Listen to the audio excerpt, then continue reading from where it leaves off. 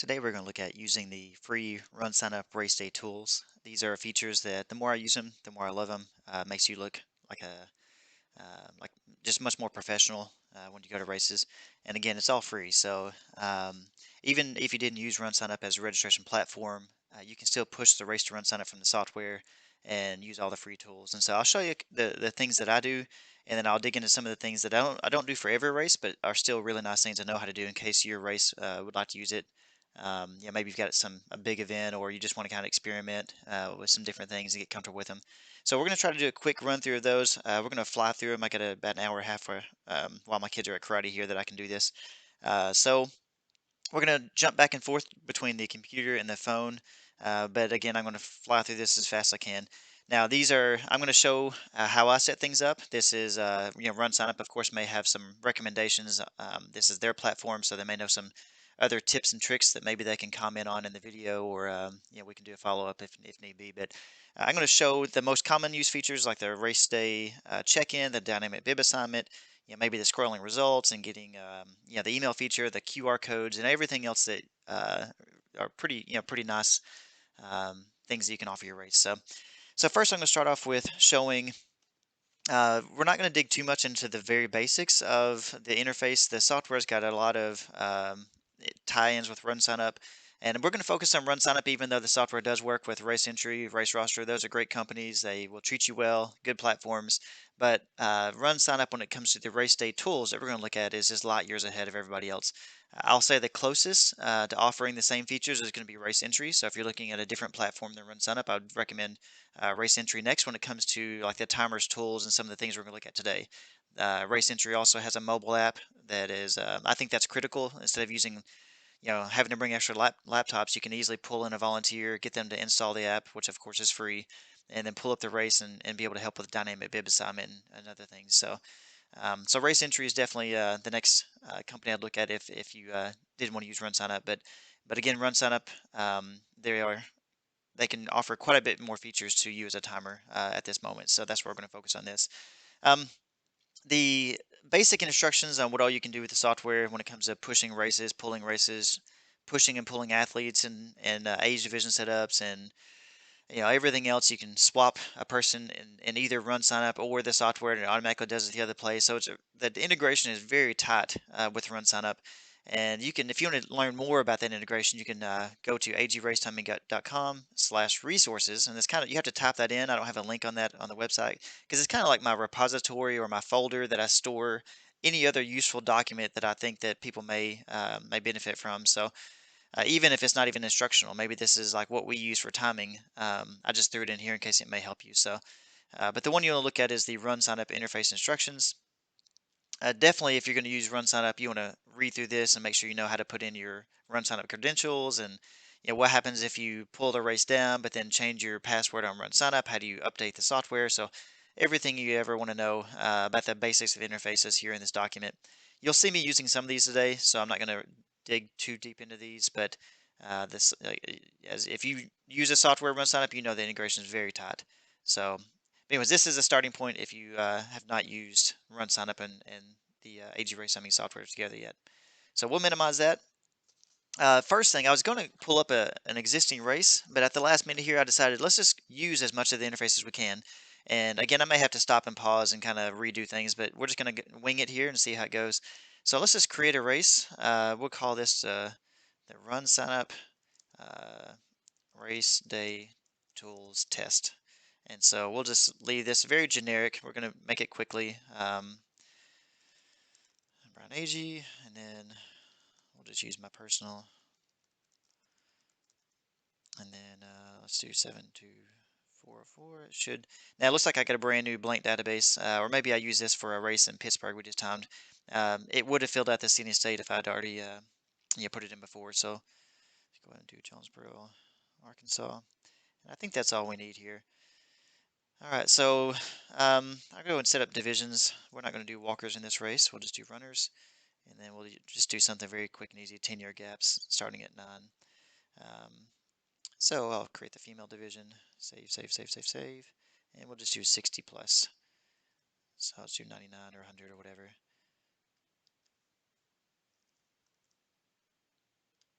Okay, a very generic, quick and easy setup here. Just a basic dummy race. Um, and I think that's about it. So I'm going to go, let's see if it'll just go straight to here. Now it looks like I haven't got my run sign up credentials in, so let me do that. Let me close this. So you do want to make sure, okay, so I do have it in there. Looks like I just need to save the race first is all it was. So, but here is one thing you can, it defaults now, I believe, to the live environment, but you want to put in your run sign up username and password here, and you'll click test. Now I've got a lot of races linked to mine, so so it's going to take a little bit to pull up, but it should pull up every race you have access to. Um, and so that'll confirm that your credentials are correct. But now that I've got that in there, let's go ahead and do the run sign up test. I'm going to edit race. Now I could have hit saved earlier and pulled this right back up, but now we should have access to this green plus button, which is going to submit this race to run sign up. So let's see if we can do that. And then we'll use this race as our dummy race here to play with. So yes, we're going to use this to the live environment. So this will be the race URL. You can change it to anything you want though. So I'll just leave it at that. Okay, good. So now the race is on run sign up. That's quick and easy. Now if people, now let's pretend like that race was already on run sign up and you just need to pull it down. Well, then you go to create race from account run sign up, and it would list your race. You check it off and pull it in. It'll ask you if you want to pull the athletes in, yes or no. Now if you're doing dynamic bib assignment, typically I go ahead and hit yes to pull all athletes in. If it asks you, if no bib numbers are assigned on run sign up, it'll ask you, would you like to, put in a bib number, and in order to pull athletes into the software, you actually have to tell it a bib number because my software doesn't allow athletes with no bib number. But if you're going to do dynamic bib assignment, we'll just pull them in with any bib number, and then you can turn right around and delete them out of the software later. It's no problem. Um, and so that's typically what I do, just kind of verify, yes, it shows 180 people register online. I pulled in 180 people. We're all good. And while I've got them pulled in, I'll often right click on the list. Let me go ahead and pull up a random race here. Well, I'll tell you what, I don't want to pull up other people's info. So I'll just put in some dummy information here. So let's put in my son, and he's 14. Just put in just bare essentials. Um, Avery, and you'll see how whenever I type in a first name, it'll automatically pick the gender if it's ever seen that first name before. So it has seen that Avery previously was a female, the most recent occurrence of it anyway, and so therefore it picked female. Now the software learns as it goes, and so just that's how that works. Let's just put in myself, and then my wife.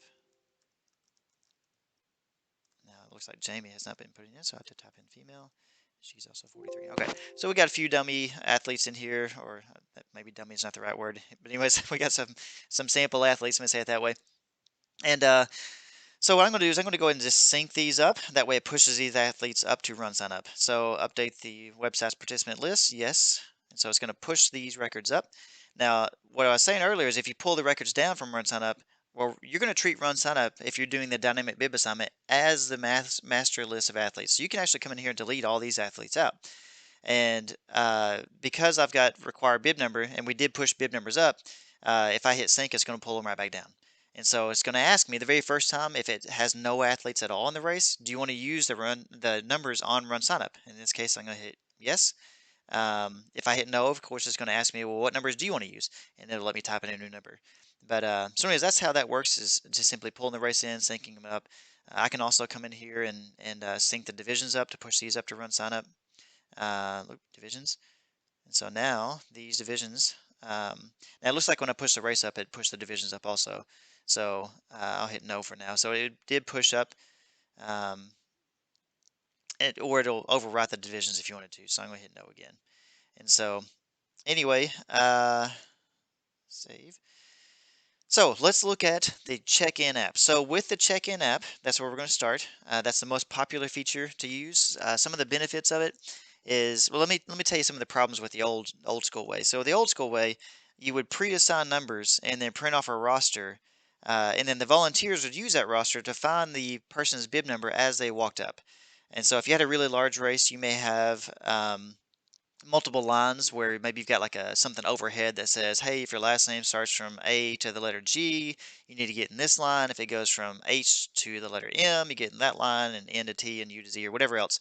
And so that would help alleviate some of the congestion But if it's a large race, there's still long lines that form with that setup. And so, but at a small race, it's the same way. You have maybe one stack of bibs that are for your pre-registered athletes, and for every person that walks up, they gotta find their name, find their bib number, and then flip through the stack of bibs, hand it to them, give them some basic instructions on how to wear it or whatever else, and then you got to do that same process for the next person. And so, it's easy to form long lines. It's easy for mistakes to be made where someone looks down, finds the name, and then either you know uh, uh, reads the number wrong or flips through the stack and hands the wrong number, or if you've been timing long enough, you know that there's been races where you may have a volunteer that doesn't even pay attention to the roster. They're just handing random numbers out. And so um, definitely it's a process that works, but it can be very error prone, or it could be, if worst case, it can be not very efficient. And so the dynamic bib assignment makes it to where you're not tied to having just one stack of bibs that everyone's pulling through. You got to find them. One of the other problems, by the way, with the pre-assigned numbers is you're going to have about 15 to 20% of your athletes who registered but never showed up. And so when the race is over, you're left with a whole bunch of random bib numbers that you've got to use for the next race, which means you might have to manually assign those in the software one at a time, or it's just not fun to have a bunch of random numbers that you got to get back in order or do whatever. And so that's not an issue with race day check-in and the dynamic bib assignment, because you don't assign any numbers until they truly show up.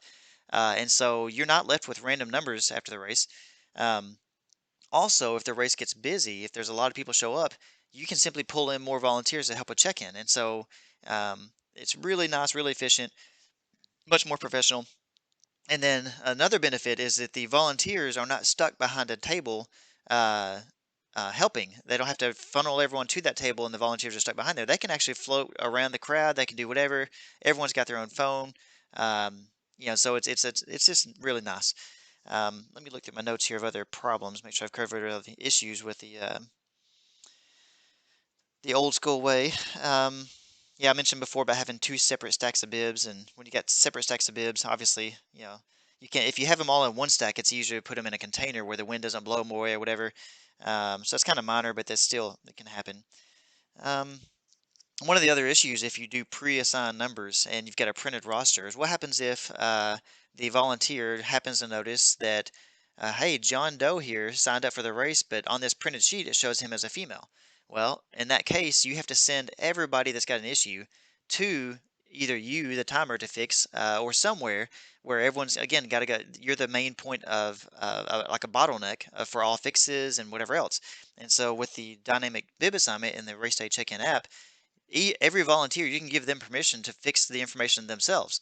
And again, that is fixing the information in the master database that you're going to pull down into your software. So if they fix it on their phone, it's fixed. And so when it pulls down to the timing software, it is the correct data. Even if, by the way, you've already synced it, let's say that you've already hit sync, you've already pulled them in the timing software, and then you find out later there's a mistake.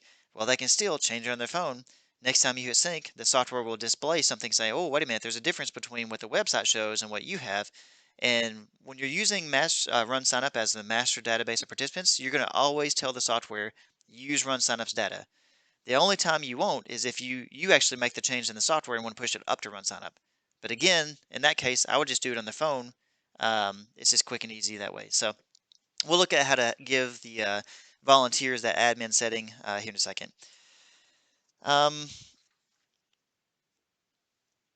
Okay, the other big benefit with using dynamic bib assignment and the race day check-in and only pulling in those who truly showed up is that on the top of the timing software, and I'll pull it up even though I've got no athletes right now, but it will show you, see here in the top left corner, and it'll also do it for every race you pulled in. I've only got one race, so it doesn't show any races here, but if I had multiple races, it would show, well, hey, here's how many total participants you have, total possible. Now, of course, that's only those who truly showed up. And then it'll also show, well, based on total registered participants or total you've pulled in, and then at any point during the race, you can see, okay, well, I've got 54 that showed up, or 180, or whatever it is, and I've got 120 that's finished. Therefore, I've got 60 on the course. Now, of course, you can also mark people DNF or DNS or whatever else, and it'll take that from the on-course number. But the point is, you get a much more accurate number, because that's a common question a race director is going to ask you, right? Is how many is left on the course? And maybe not a race director, maybe a participant or whatever. But the point is, if you've pulled everybody in, let's say you had 180 registered, but only 140 showed up, um, and 120 have finished so far. Well, if you pull in only the 140, you can tell that race director, hey, we have a really good guess that 20 is what's left on the course based on the information we have. We know who showed up. That's who picked up and got bibs assigned. We know 120 have finished, so therefore we got 20 left. Now, if you pulled 180 in, you don't know. If you pulled everybody, you don't know who showed up or who didn't. Now you can do like the old school way when we print a roster off. Um, the roster report in this software does have a check mark next to everybody's name, and you can have people checking stuff off. And then, but even if you get that back, you've got to take the do the tedious task of either doing the scan DNS tags, where after everyone leaves the starting line, you walk all the bibs and tags that weren't picked up across the finish line, and it'll mark them as did not start. So it's a quick and easy way. Um, but for a 5K, often the time between the start and the first finisher is so small, you may or may not have time to do the scan of DNS tags. Now you can also take that report, where they're checking off all the names of the rosters who showed up, and then right click on each person. And now I don't have athletes in here yet, but you can right click and do a DNS on them. But that's just a tedious process. The easy, smooth way to do it is to do dynamic bib assignment and only pull in those who truly showed up. Okay, so that's enough rambling of the pros and cons of why you want to use it. I'm going to take one last look though at my notes to make sure. Um, So I will say, okay, before we get into how to set it up, but what if you plan on dynamic bib assignment, but you're concerned, because I'm here in Arkansas, we time races that are up in the Ozarks or different areas where there may not be cell coverage. So if I'm timing in a place where I know there's gonna be cell coverage, then I don't worry about it. But if I'm concerned at all that and by the way, when I'm talking about cell coverage, that doesn't mean just your phone.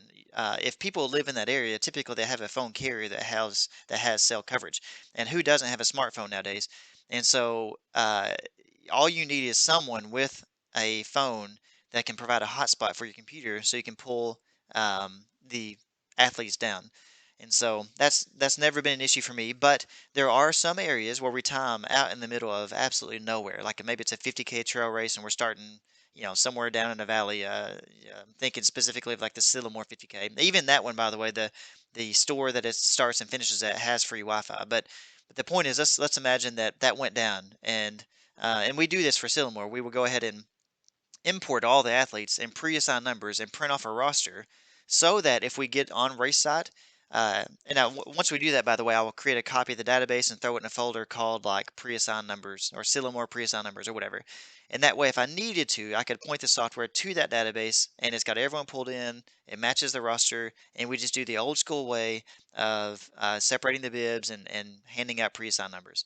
And so that's always an option if you're not concerned, or sorry, if you're concerned that you may or may not have Wi-Fi or cell coverage. You can definitely create a database that has everyone pre-assigned, throw that off to the side somewhere, and then turn right around, delete all the athletes out of the software, and that way you're ready for both scenarios. Um, okay, so again, enough rambling on that. Let's go to actually how to set it up. So we've went ahead and created this race on RunSignUp, so let's go ahead and pull it up. Now we're going to do what we can. Again, I didn't plan this from starting a race from scratch, so we'll see if this doesn't let us do something, but we'll just keep trucking and see what happens. So I'm going to go ahead and go to the My Races, and we're going to go to the RunSignUp Race Day Tool Test, and here we're going to go to Race Day Tools and Race Day Check-in, and we're going to click on Mobile App, and then here what I would recommend is put in a password that is easy for the volunteers to type in. If you put in something really long, and let's imagine you're at a race site and you got volunteers, and let's imagine they got loud race music playing or whatever, and you want a password that is easy to type in, easy to remember. The odds are, I mean, there's not a whole lot.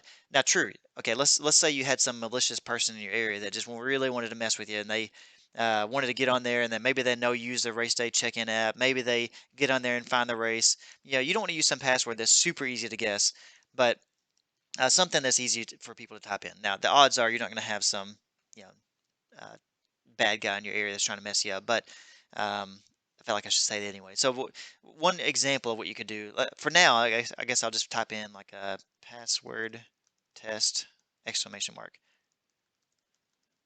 So we'll just do this as a password. And I put in the actual password in the password hint because, again, only you or people that have access to the race should be able to see this. And so for me, if I have, yeah, if you're like me, maybe you had to travel a bunch the night before the race to get there, and then you're doing some last minute prep. Often you're getting up at 3, 4 in the morning to go set up and everything. So you may have, the timer is not usually super well rested and the brain's not really operating at 100%. So for me, I don't trust myself to remember it. I just type in the password into the password hint. RunSignUp may not recommend that, but to me, this is reality. This is this is me not trusting myself to remember it. So that's what I do. And then the next thing that you want to do is go ahead and enable the check-in app right now. There's no reason to wait to enable it later. And the reason why is because you want to go ahead and, as soon as you set it up, go ahead and test it.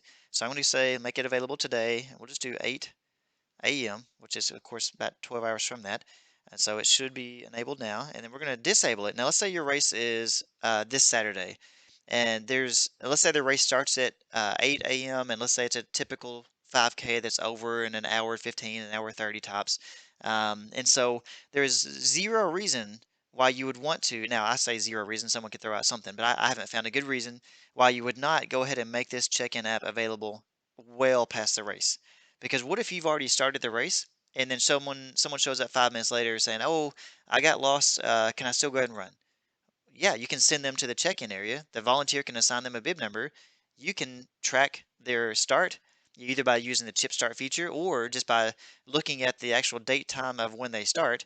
Yeah, for me, if I'm going to do it the manual way, I would start them at a round minute, like 7:36 or whatever, or just write down when they truly start, and then you put that in manually as that person's start time. So the point is, if they show up late, you can still use the check-in app as long as you haven't disabled it the moment the race starts. So that's what I do is make it last well past the race. We're going to do save settings, and now the check-in app is available and ready. Before we jump over to my phone and look at how it looks on the phone, I'm going to show you one thing that if numbers were assigned, because with a dynamic bib assignment, you're going to assume that bib numbers have not already been assigned on RunSignUp. I think and again, I'm not super familiar with the platform when it comes to like they know it better than I do is what I'm saying. But I'm sure there's probably a setting in there somewhere where you can have, when people register, you can have it to where it automatically assign bib numbers. And so if you as a timer coming in after they've already set the race up, for all you know, bib numbers have already been assigned on RunSignUp, even though the race doesn't really care what the number is, right? And so if that's the case, then you're going to need to come in here and go to Race Day Tools, Bibs, and then let's see here, Assign Bibs and Chips. And then there's an option here that says Clear Assign Bibs and Chips.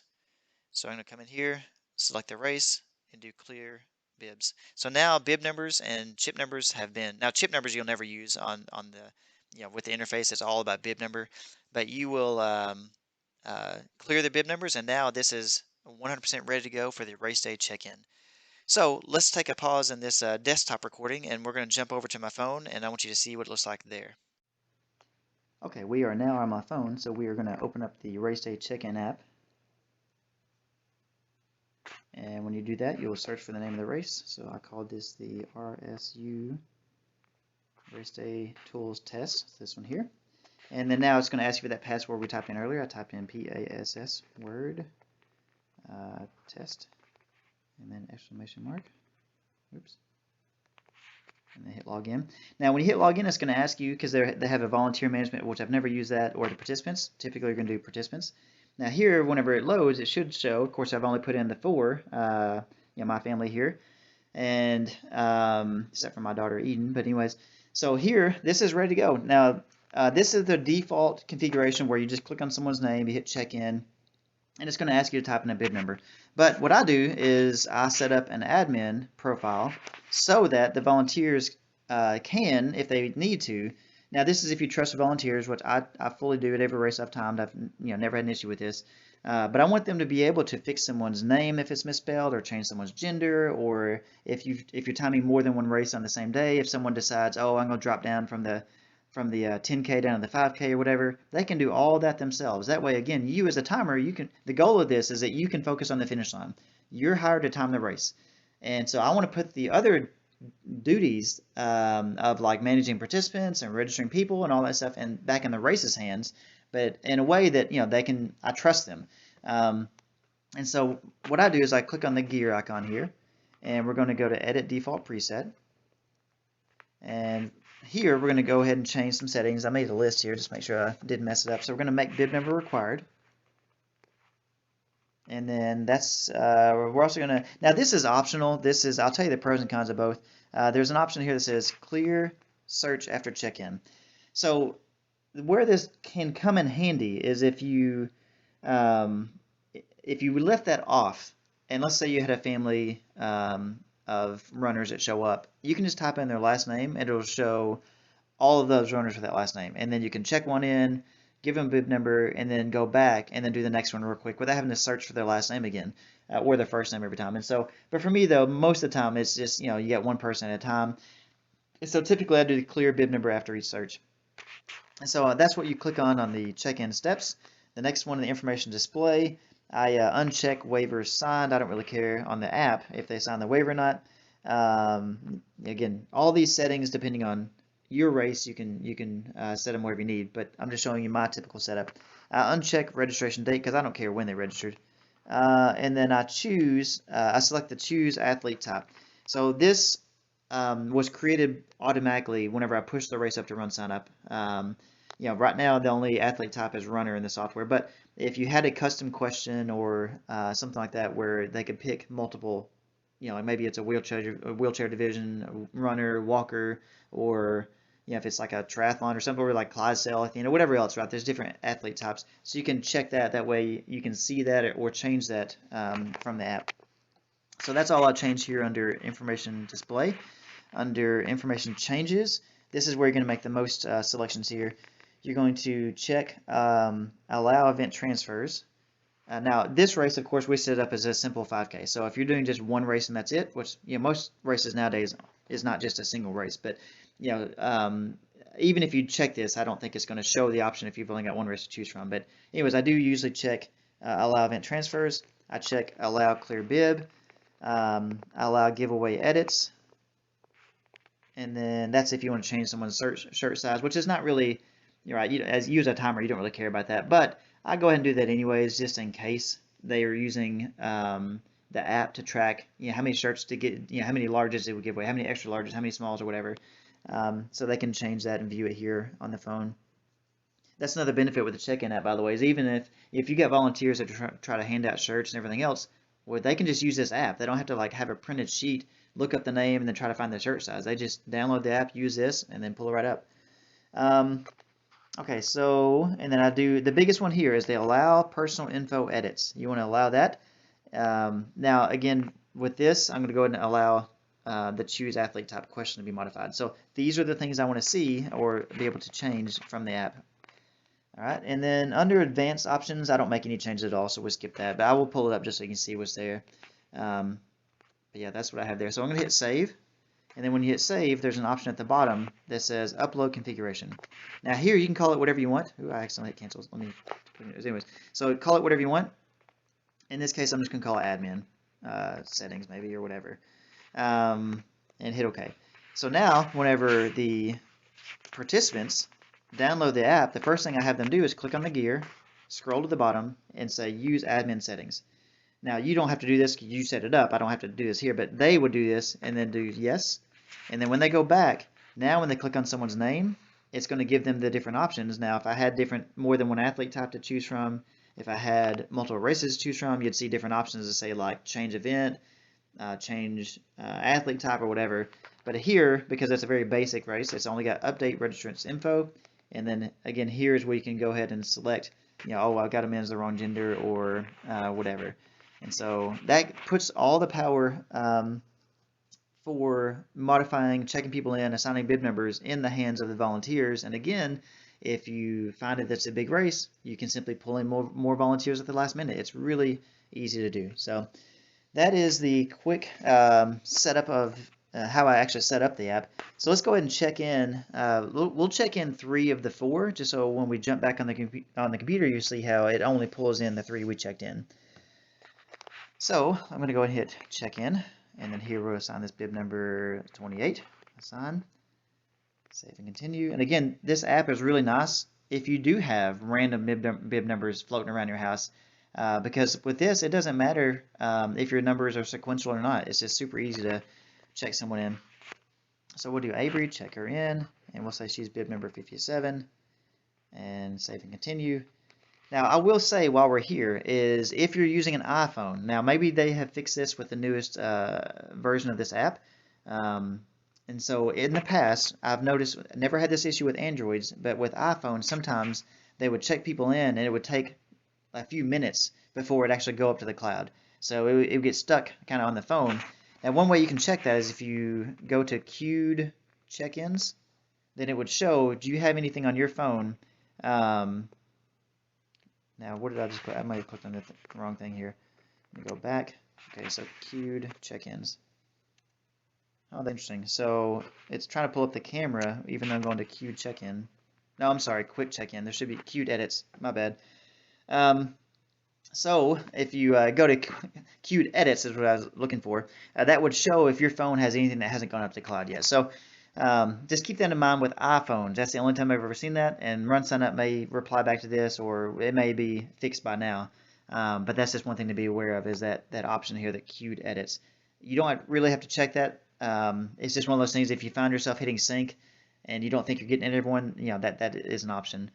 There's no problem, by the way, if someone else checks them in on their phone, the same person, no problem. So the other important menu option here that I want to point out is the check-in stats. We use this a lot. So now we've only checked in 2 of 4, but this is a nice snapshot. So you can see the percentage of people that registered that truly showed up.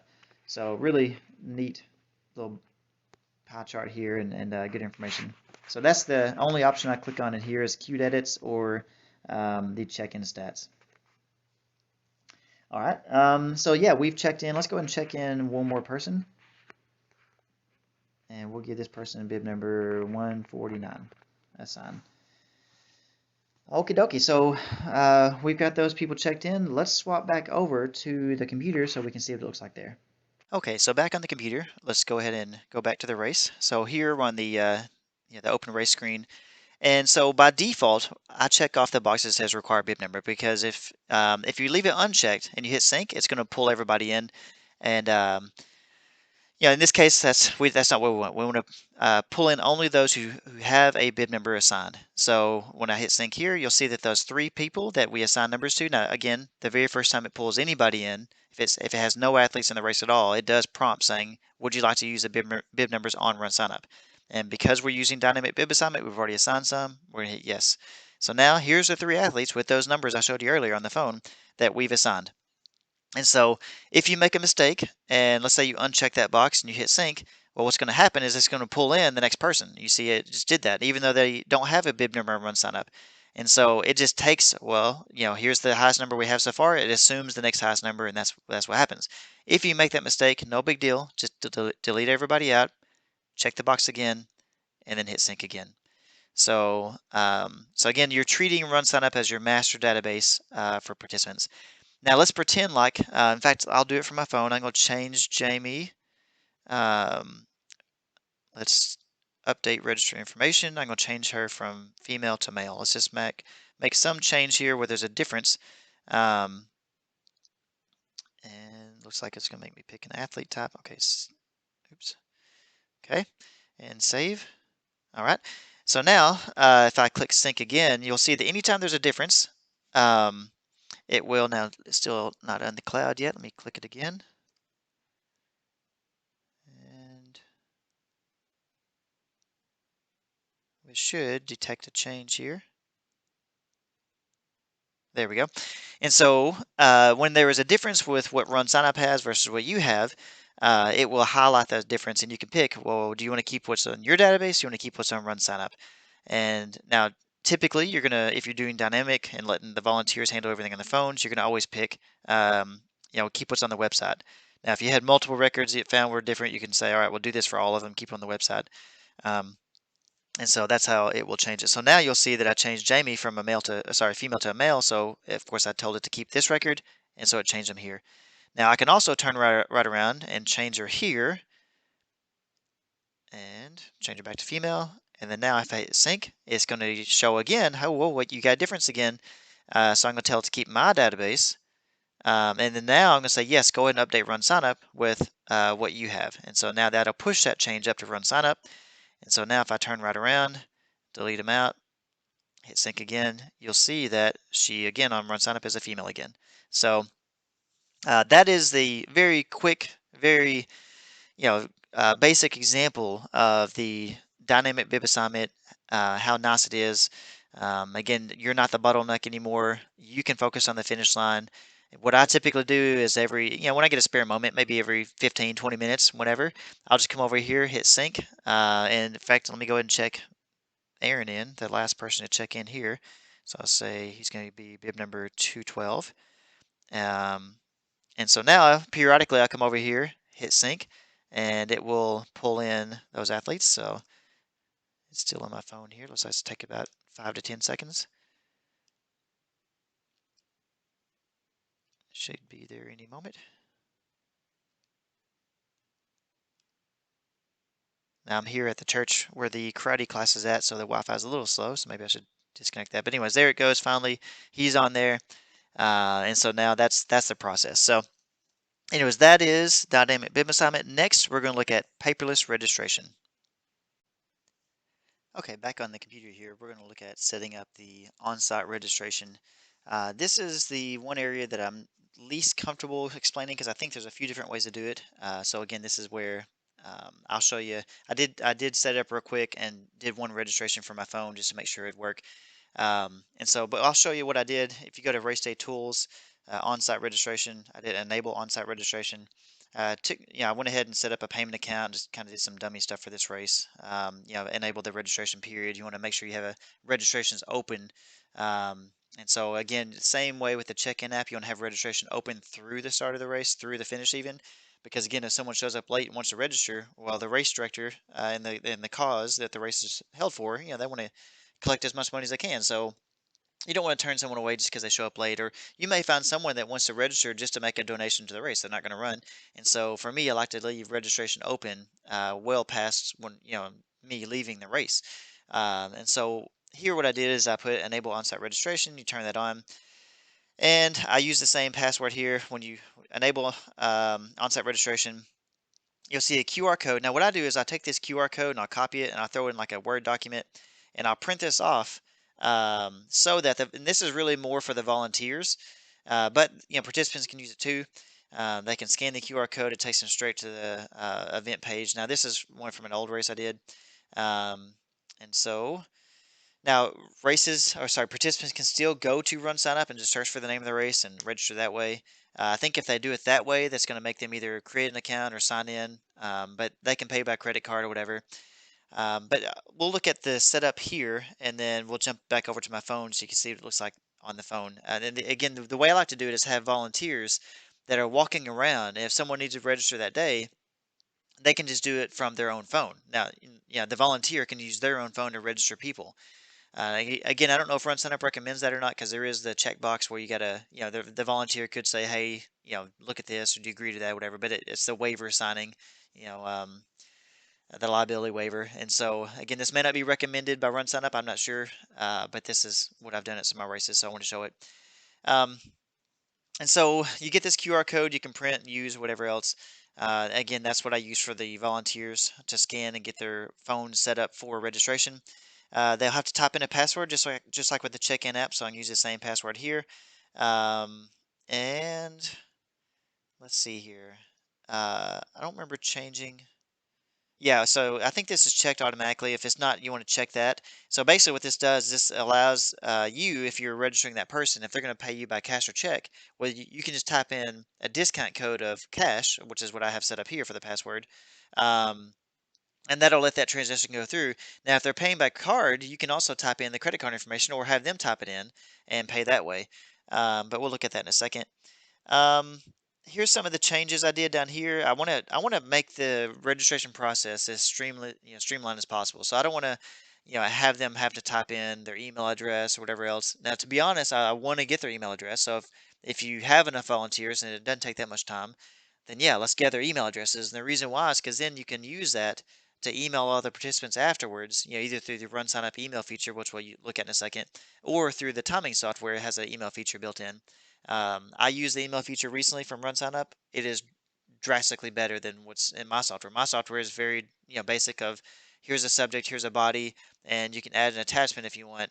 Um, but the RunSignUp one is way better, and so that's the one I recommend you use, especially as Google is starting to lock down, third-party app access like mine, not being able to use a Gmail account to send emails from it. But anyways, so these are the settings that I have. You want to hit Save Changes. And one other thing, and I didn't prepare this, but let me just see if I could do it anyways. Let's go. There's a way here you can set up coupon codes and stuff like that. I don't think you need to do that, but if you're using this setting here. So what I'm trying to get to is let's imagine the participants using their own phone to register. I'm not sure with the on-site registration app if this same password is what they can use to basically put their information in the system. Now, you wouldn't tell them that password till you actually receive payment from them. But um, if this doesn't work, there is a way in here somewhere to set up coupon codes and stuff like that. And it may not be worth me fumbling around trying to find it. I've done it before, but just here in the moment, not sure exactly where it's at. But there is an option here somewhere to do a coupon code that also gives them like a 100% discount. I don't think it's here. But it's somewhere you can find that. So let's go ahead and jump over to my phone, and so we can look at what it's like from the volunteer's perspective whenever they're registering people. Okay, so back on my phone here, we're going to open up the phone app here. We're going to scan the QR code that we just had pulled up. And eventually, there it goes. So that will take them to the on-site registration page. Now, I've already put in the password once, so it didn't ask me for it, but it would have asked them to put in the password, and this is what they see. So when people walk up, they'll do other adult, and then here they will put in their name. So I didn't register my 5-year-old, so let's go ahead and register her. So Eden, and I'm just going to make up a date of birth for her so that I don't share that out to the world. We'll just put her at whatever random age. So we'll just say then. All right, she's female, and here they go through and here's the waiver. Now, is anyone really going to read it? It's there, so you check the box, continue. Oh, did I miss something? I missed something. Oh, so I did other adult. So I should have done minor, I guess. I'll go ahead and do that. And then I'll put this back in. So it looks like with minor, it's going to put parent, guardian information, stuff like that. So I'll tell you what, in the meantime, just for speed, I'm going to make her quite a bit older. And we'll just go with whatever. And pick a date. All right, so we have this here, Eden, AG, some random date of birth, female, $30, sign the waiver, continue. And that takes you to the next question. Now, again, if you didn't have more than one athlete type to choose from, I think it skips this, but we're going to pick runner. We're going to pick a t-shirt size, say youth large, and then continue. And then I believe that takes us to the payment information. And so here we're going to, you've got the option to fill in the credit card information if they want to pay by credit card or debit card. Or if they're going to pay by cash or check, you can just type in, put the password on. This one is cash. Apply, and you'll see that the fees go away and that it shows confirm payment. And at that point, this person is registered, so the volunteer can scroll down and go to next registrant. And now they're ready to put the next person in. So again, the purpose of this is quick and easy registration. Obviously, it's really nice to go paperless, because if you go paperless, you don't have to worry about, did I print enough registration forms? What if I run out? If you can save paper and ink, why not? You don't have to worry about, what if it's raining or the wind's blowing hard and you get the forms blowing around. You don't have to worry about getting ink pens out there and all that stuff. And again, it's just nice because if you've got one registration table, often, if it's a larger race, or how people are, they show up at the very last minute wanting to register, then you've got a line of people waiting to register, waiting to get their forms and fill them out. And then, of course, with the paper registration forms, you've got to go turn right around and type them in, and then hope that they filled everything out right, hope that you can read their handwriting.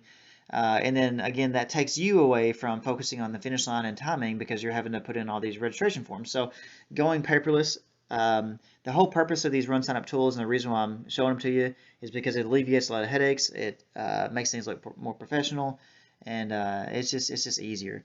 And again, it's all free. Even if the race did not use run sign up for registration, you can still through the software push the race up to run sign up just to use their race day tools. And of course, I encourage other registration platforms to beef up their race day tools because if you're sending the race and all the registrants and all the results and all the photos and all the videos to run sign up, and that race at some point in the future decides to use another platform, who are they going to use? They're obviously going to use the platform that already has all the years of data from results and photos and videos hosted there. And so you're putting the run sign up or whatever platform they're using, in front of their face all the time. If the timer gets the most benefit for themselves with all these tools, that's what they're going to push and use. And so if you're another platform out there listening to this, hopefully, like I said, this motivation to beef up the timing tools. So because timers have way more influence than anybody else on what platform a race uses. Um, so anyways, that is the paperless registration. So there's one other area that I'm not going to try to guide you through because I've only used it one time, but I will say that one time I used it, I found it super simple, really easy to use. I just know that if I tried to show it to you now, since I've only used it once, I'd fumble through it. But instead of using the email feature built into the timing software, the Run Sign Up email feature allows you to send emails to dedicated people or groups of people or to all participants. So this is a nice feature if you want to do any kind of pre-race announcements or post-race announcements. And within this email feature, you can see how many people have opened it, how many people received it, and all that stuff. And it's got all kinds of dynamic fields where you can put the people's names in different places, and you can do all kinds of different links and buttons. And it's just a really nice feature. I wish I knew enough about it to guide you through it, but I would recommend that you go through the email options and learn how that works. Like I said, dramatically better than what's in the timing software, and it allows you to easily send pre-race or post-race announcements out that look really professional, got the race logo, whatever else on it. Um, you can even include like their results and everything customized in the email. So super super nice email feature. So I'm just going to talk about that, but I'd recommend that that's another feature and run sign up for timers tools that you want to get familiar with. The next thing I want to look at is the let's say you want to do scrolling results. So that's another feature that the more I use it, the more I like it. It's really useful if you've got, for example, like we do a 50K and 25K trail race. I'll set up two TVs near, like maybe the results kiosk area or just somewhere, or you can even have it miles away. The beauty of it is you can set this up so that you've got scrolling results no matter where you want to have a TV or station set up. And so because it's all online, all you have to do is have something with internet access and pull up the results page, and run sign up there. It's called the live leaderboard feature. And so I'm going to show you how to set that up. In order to do that, we actually have to have results. So this is going to take a little bit of juggling. So let's imagine you want to set this up the night before the race or whatever. So this is going to be a little odd, but let me show you. So with the leaderboard feature, you have to actually have a result set that it's going to show. And so it's been a little while since I've done this, so I may stumble through it, but let's go ahead and try this out. So I'm going to go and click on time race, and we're just going to go and start the clock. Now you may be thinking, well, wait a minute, what if um, uh, you know, it's the night before. I don't want to have a running clock. Well, you got a couple options. Number one, you can go ahead and start it, and if you preset the start time, it'll actually do a countdown. So, for example, let me close this out. I could just minimize it, but I'm just going to close out. Let's do edit race, and let's pretend like the race is going to start tomorrow morning at 8 a.m. Um, so if I hit save, it'll actually do a negative countdown showing, how much longer till it's going to start. And so that is one option. It'll just roll around. Now, really, what's going to happen is what I do is I use my phone to start the clock or my watch or whatever, and then whenever it starts, I'll come in here and sync it up so that it matches the my watch or my phone. So that's what I do. Let's go ahead and say that it started a few seconds ago. So I'm going to bump this back and get this to line up with my stopwatch. And so let's say we're at 201, 202. So now these are in sync. So even though you started the race early, it's no problem to start it with another device and then sync it up. But the idea here is that you go ahead and click on Action Keys. And again, you can do this a day or two before the race, and go ahead and click on Publish Results. So what this is going to do is that's going to create a result set that we can use for the live leaderboard feature. So let's go ahead and minimize the clock. We're going to go back to RunSignUp, and let's view the website, and we're going to view results.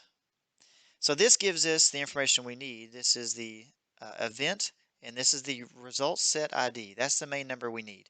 And again, the reason why we had to start the clock and push results up is so we can get this number. Now, keep in mind, if you come in here, if you want to clear results or whatever else, do clear, don't do delete. Clear will get rid of, like if you're playing with a race the night before and you want to test things out, maybe you want to test the live leaderboard feature out, you can go and time people in here, which we'll do in a second, and then you can just do clear, and that will leave that result set ID the same. If you do delete, it'll delete that result set and give you a new number when you publish results again. So you don't want to do delete. If you do, you have to change the ID, and you'll see that that's a little bit of a process. You don't really want to do that. All right, so we're going to go back to the event page now that we have that ID. Let me go ahead and copy that. I may not need to right now, but go ahead and copy it. And I'm going to go, now it's been a little while since I've used this, so let's go, is it under promotions? And then maybe links. All right, this is race links, donation links, homepage links, photos, results links. Maybe this is going. Um, So while we're here, by the way, we are in the results linked area. So what I do if I'm timing like a cross country race and I've got like a JV girls, a JV boys, senior girls, or so on, I will create different. I will print off, a header on a Word document or whatever that says JV girls results. Scan here for results or whatever, and then I will have a QR code that takes them straight to that race's result set. And so this is another feature that you want to that I use. It's again under promotions and links. And so there is the results link there. Um, Sign up link, volunteer link. So this is actually not what I want, but because we're looking for the leaderboard. And I just remembered, so the leaderboard and all that stuff is actually under race day tools. I keep, this whole demo is about race day tools, so I just really looked there first. But anyways, if I go to race day tools, there is a results, and then set up results, notifications, and links. I'm going to click on more just to make sure. Um, yeah, so this is, now, one thing I probably should show is how to edit videos, link videos to results. I'll look at that in a little while too. So set up results and links. So here, if we scroll down, live leaderboard links. So here we're going to do, I usually do the overall finishers. So this will automatically scroll through the list of overall finishers. So what you'll do is you'll copy this, and you see here where it's got results set ID, and you will paste that in there. Now here, you're going to replace this with the results set ID, which is here.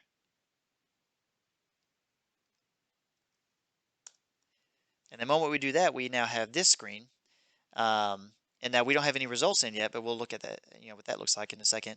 So here you can swap between different settings. You can decide, how big of a font do you want on it, how fast do you want to refresh, what's the scroll rate, and all that stuff. And so let's go ahead and upload some results. So if we go here, let's go ahead and put some times in.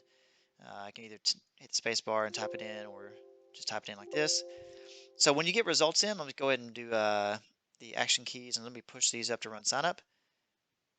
Okay, so now we've got the results on RunSignUp, and so what happens is if we pull up the RunSignUp page, those results are there. So let me see if you can see kind of the speed at which that occurs. Let me get both of them showing up here. And I will minimize this. Let me pull back up the clock screen and get it to where you can see both. All right, so let's go back to athletes, and I need to type in someone else. So let's go 57. And now, again, right now it is not pushing to RunSignUp automatically. That's probably something I'm going to add in the future. It just takes time to do that. And when I do that, I want to actually go through all their APIs and see what is the most efficient way. That way, I'm not pushing all results up every time. It'll just be just the recent finishers.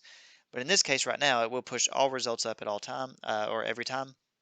And so it should push up and boom, there it is. And so as you're timing, you can do this every, between every finisher if you wanted to, but all you have to do is just press the F9 key on your keyboard or click on this link and you see the results just show up here automatically. Now, I wish I had enough to where it would take up the whole page, but if I did, it would just be scrolling, results, and it looks really nice.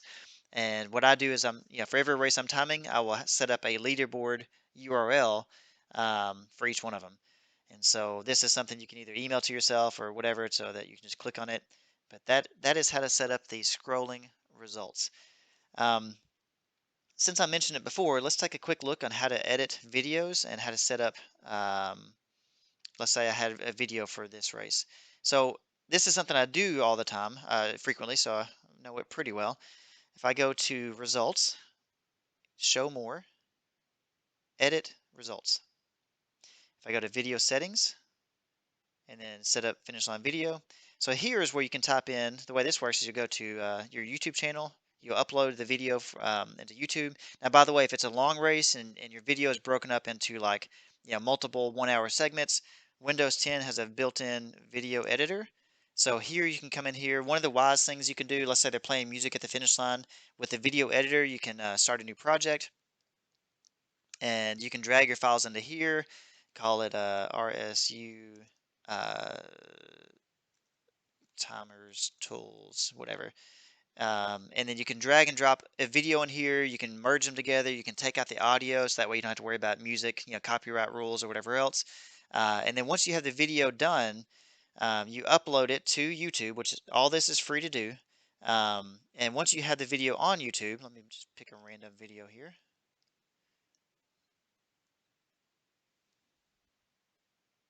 So if I go to my channel and let's just pick a random video. So what you'll do is you'll copy this little last part here that's after the slash.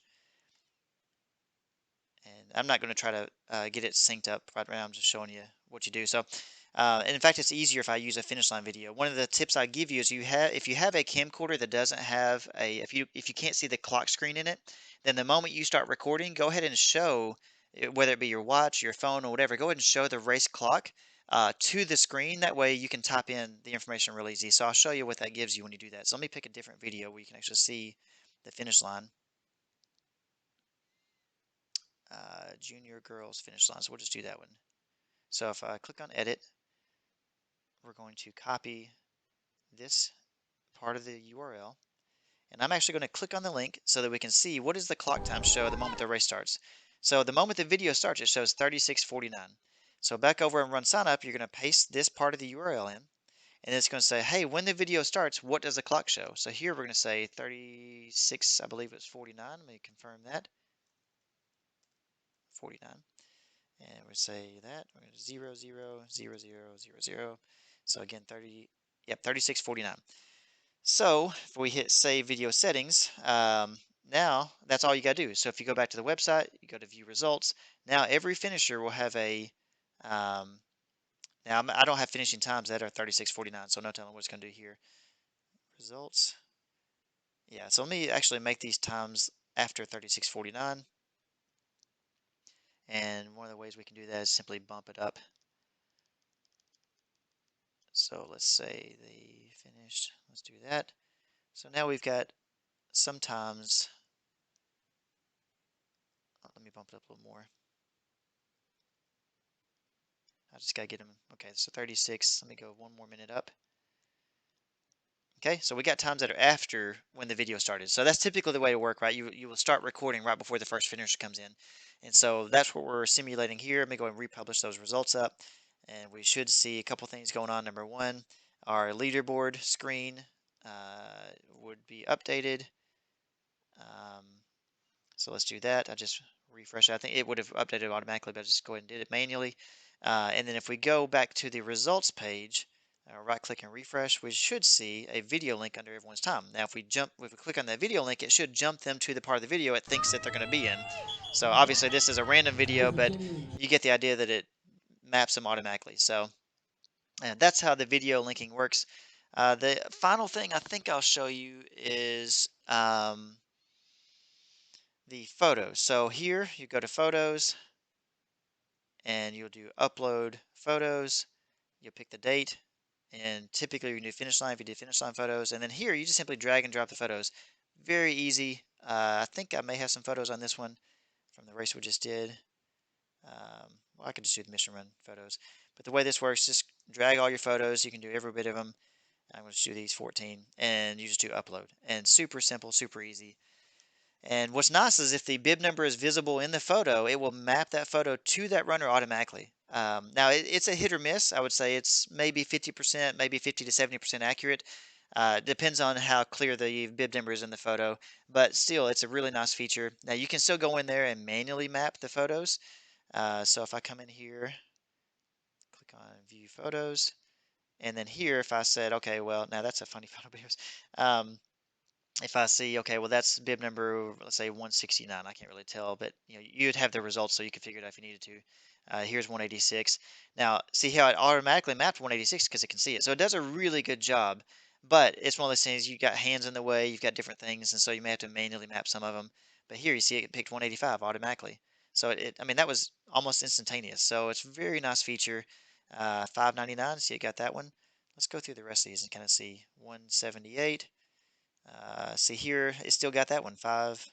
Now that could be a 683. But still, it's very, very good. But you still, I would, if it's a very important race to you, I'd still go through and manually map them. For example, it couldn't see the 139 or whatever that is. Um, so yeah, it does a great job. But here's another person with a bid member covered, so it didn't get that one. It was the photos feature, the videos feature. I think that's basically all the features I use. The one that I wish I would have spent a little more time on is the whole getting a QR code for every result set. That's something for cross-country races is really nice, or really any race. If you just want to have, scan here for your results, a QR code, RunSignUp has that built in. So that's a quick run through of all of the features that I use. I'm sure there's more that people use, and feel free to make some comments down below or whatever. Um, but again, this is all free to use. It just makes you as a timer less stressed, less work. It just makes you look way more professional.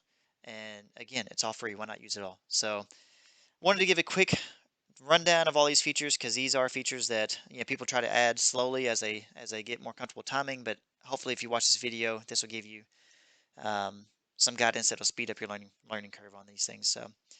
All right, well, I hope you enjoyed the video, and if I think of something else, I'll tack on another segment that'll show other features from RunSignUp.